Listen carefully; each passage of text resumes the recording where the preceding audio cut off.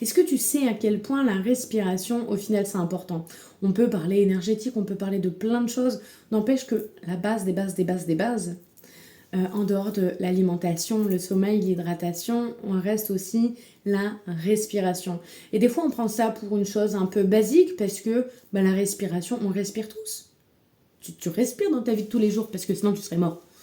Donc, tu sais respirer. Mais est-ce que tu sais vraiment respirer? Est-ce que tu sais oxygéner ton cerveau? Est-ce que quand tu es en moment intense émotionnel, est-ce que tu sais respirer? Est-ce que dans ta vie, réellement, tu mets suffisamment d'oxygène pour alimenter tes organes vitaux, pour aller alimenter tes muscles, pour pouvoir alimenter ton cerveau? L'oxygène, elle va où en premier? Elle va aller pour nos organes vitaux et notre cerveau, et si t'en reste suffisamment, dans les muscles. Quand on a pas mal de douleurs, d'arthrose, de tendinite, tout ce genre de choses, en dehors de l'eau, le sommeil, je répète, tout ça c'est important aussi, mais c'est pas le sujet de cette vidéo. Si tu mets pas suffisamment si tu mets pas suffisamment d'oxygène dans ton véhicule, dans ton corps, comment tu veux avoir de la clarté d'esprit? Comment tu veux prendre des choix, prendre des décisions ou faire face à des moments émotionnels intenses? Quand tu vas recevoir une mauvaise nouvelle ou quand tu vas te retrouver dans une situation instable, dans une situation où tu as tes alertes à l'intérieur qui se mettent un petit peu en alerte, s'il n'y a pas suffisamment d'oxygène à l'intérieur. Il est reconnu que plus une personne va s'oxygéner de manière plus ample, ça va lui apporter des facilités au final dans sa vie. Et quand on dit amener des facilités, veut dire aussi que certaines difficultés s'en vont. Maintenant, la respiration, comment on fait pour respirer, pour faire simple? Parce que l'idée, c'est pas dire ah là là, attention, il faut bien respirer, mais comment on respire? Déjà, il faut comprendre. Ça, on le sait tous, j'apprends rien à travers cette phrase, mais c'est ok, il faut la placer quand même. Comment on a appris à respirer par mimétisme des parents? C'est comme avec la déglutition. Quand on déglutit, on a appris en étant bébé par mimétisme, en ressentant comment les autres font, on s'est mis à le faire sur la même synchronisation. Si, en gros, si nos parents ne respiraient pas de manière correcte, ample, ou ont tendance à, quand c'est des moments difficiles, de bien inspirer, en fait, en étant bébé, nous ne l'avons pas forcément acquis, surtout suivant l'âge que tu as. Toi qui es en train de regarder cette vidéo, si tu fais partie d'une génération jeune, les gens étaient un petit peu plus conscientes, mais plus ton âge va être mûr, mature, plus les générations au-dessus en fait respiraient encore moins bien qu'aujourd'hui. Aujourd'hui, la respiration, c'est même prouvé scientifiquement les bienfaits que ça procure en ayant une bonne oxygénation. Il y a énormément d'outils qui vont vous parler de respiration parce que ça commence à être prouvé, connu scientifiquement, et ce, le temps que ça arrive jusqu'à nos petites oreilles, il faut quand même quelques années, ou sinon il faut aller creuser sur le sujet. Bref. Maintenant, une fois qu'on a posé tout ça, qu'est-ce qu'on fait pour notre respiration? C'est bien Cindy, mais c'est comment qu'on fait pour respirer? Déjà, ce qu'il faut savoir, c'est qu'il y a 3 types de respiration. Il y a la respiration ici, ventrale, qui va apporter la respiration ventrale plutôt de la sérénité. On va vraiment remplir ici profond, et c'est une respiration qui est douce, qui nous apporte, c'est ça, sérénité, douceur, on revient vraiment dans l'instant. On a la respiration avec la cage thoracique. La respiration avec la cage thoracique, c'est celle qu'on va beaucoup utiliser quand on est en train de parler. Par exemple, là, le fait que je sois en train de faire cette vidéo, je vais respirer plus facilement ici parce que on n'est pas sur un dialogue, mais mine de rien, je suis en plein monologue. Donc ce qui veut dire, c'est qui le moteur? C'est que moi, je n'ai pas de temps de pause. Ou sinon, je fais un petit temps, je respire et j'y retourne. Et rien qu'en faisant ça, qu'est-ce qui s'est passé dans ma voix? Soulagement. N'empêche que dans la vie de tous les jours, on va beaucoup utiliser la respiration thoracique quand on est en train de parler comme je suis en train de le faire. Autre chose, la respiration thoracique, c'est celle qu'on va utiliser pour oxygéner le plus vite possible ici notre boîte crânienne. Ce qui veut dire que quand on est en alerte rouge, face à une peur, quelque chose qui nous oppresse, une mauvaise nouvelle, quelque chose d'instable, en tout cas quelque chose qui n'est pas confortable, on va respirer ici plutôt là au niveau de la cage thoracique pour aller mettre de l'air tout de suite ici pour venir soutenir le système là. D'accord? La troisième respiration est là. Respiration avec les épaules. On est sur une respiration d'anxiété et en général, ça va avec une surventilation. Ici, c'est une respiration très courte, très haute, qui est anxieuse. Si vous connaissez quelqu'un, si vous avez déjà fait ou déjà vu quelqu'un qui faisait des crises d'angoisse, qu'est-ce qu'il va faire? Il va surventiler, mais surtout ici, on va le réapprendre à reporter la respiration sur le ventre pour retrouver de la sérénité et surtout pour que la respiration arrive ventrale, il va falloir que ça descende. Et après, ça prend facilement tout. Mais quand on est en respiration ici, respiration haute, respiration anxieuse, on est en mode un petit peu instinct de survie. D'accord? Donc ça, c'est pour la respiration. 3 types de respiration. Ventrale, thoracique et anxieuse qui va être ici en mode de la petite réserve. Je cherche à avoir de l'air en haut. D'accord? Ici. Maintenant, quand on se rend compte qu'on respire pas forcément bien dans notre vie, comment on fait pour respirer? Au final, c'est très simple. La première des choses, c'est en prendre conscience et la vidéo peut permettre à ça. La deuxième chose, c'est se mettre à respirer dans son quotidien. Dans votre vie de tous les jours, la respiration, pouf, elle se fait automatiquement, on n'y pense pas. Par contre, c'est bien de prendre quelques instants dans la journée, et ça peut être toujours le même instant.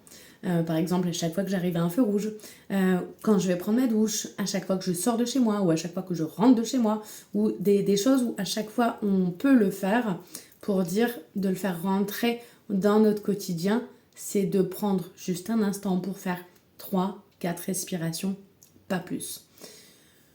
Pour faire ça, c'est simple. On met hop, les mains sur le ventre et on va se centrer, se concentrer sur le fait de respirer ici. D'accord? Et pas... Là, mon ventre, il n'a pas bougé.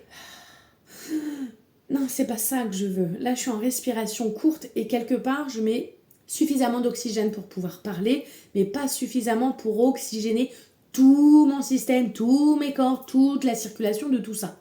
Donc, je mets mes 2 mains ici et là, je vais respirer et faire le beau ventre de la femme enceinte, là. Et souffler. Je prends l'habitude de me poser un instant. Donc, petit tips, vous pouvez choisir un moment clé et à chaque fois vous le faites. Chaque fois que vous rentrez dans la douche, chaque fois que vous êtes à un feu rouge, à chaque fois que vous sortez de chez vous, vous pouvez mettre un truc comme ça si vous voulez dans votre quotidien pour le faire régulièrement.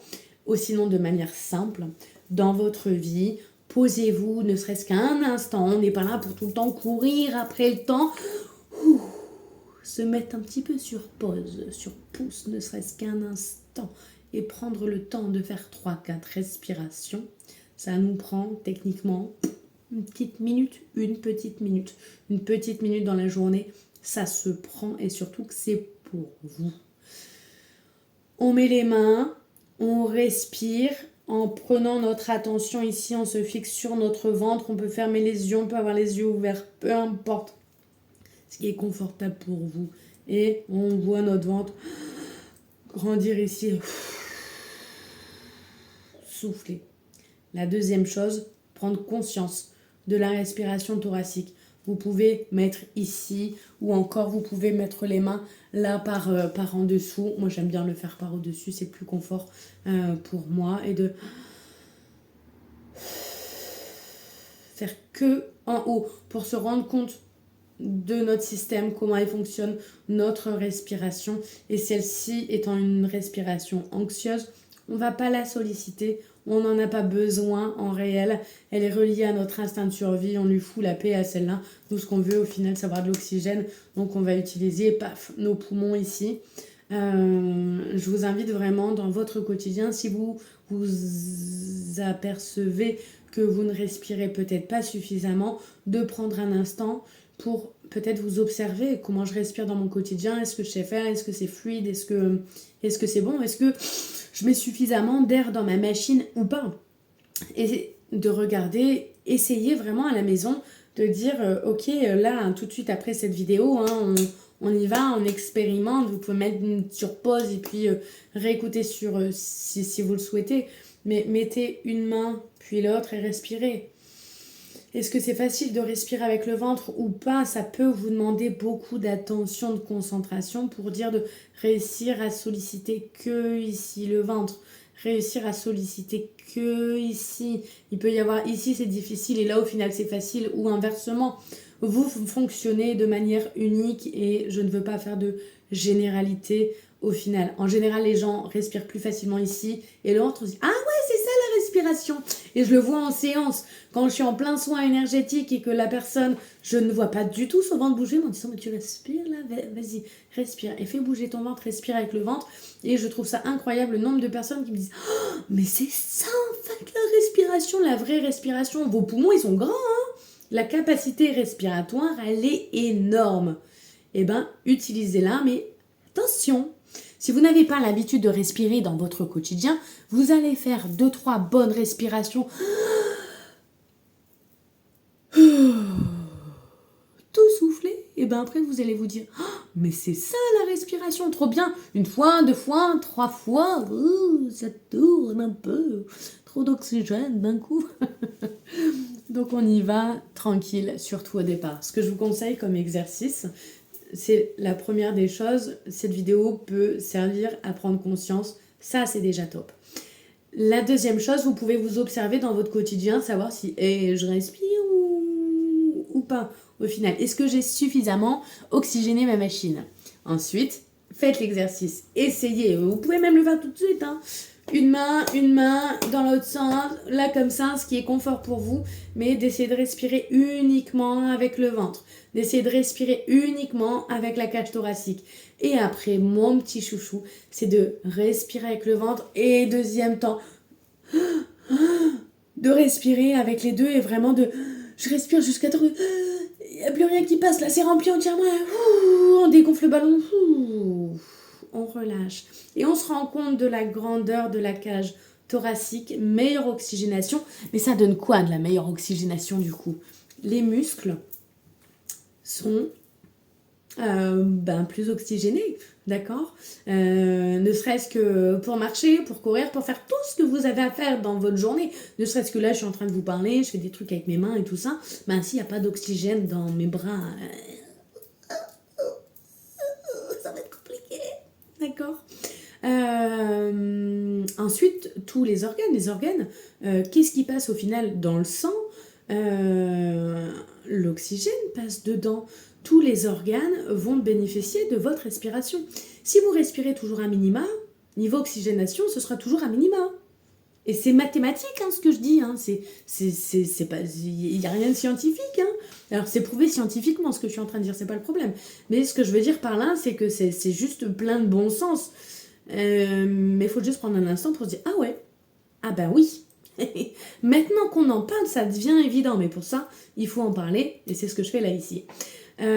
Ensuite, quand on a des pensées oppressantes, obsessantes, qui sont tout le temps là, trop de pensées, on réfléchit trop, c'est pas clair, on est un peu dans le brouillard, sans forcément être dans des dépressions ou dans ce genre de choses.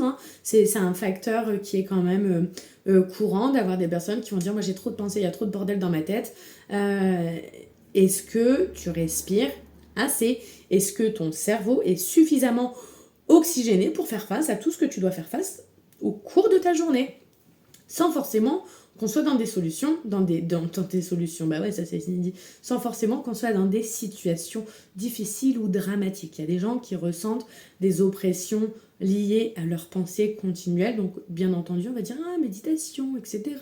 Des astuces pour pouvoir poser le mental, le relâcher, etc. Tout ça, ça s'apprend bien entendu. Mais la base des bases du travail, si tu veux commencer par quelque chose, ça se passe dans les voies respiratoires. Voilà, donc j'ai fait approfondi à travers cette vidéo. Moi, je t'invite vraiment à t'observer et à essayer oxygène. Fais-le pendant plusieurs jours et vois comment ça t'impacte au final dans ton quotidien. C'était le point respiration du jour. Je vous souhaite une bonne journée.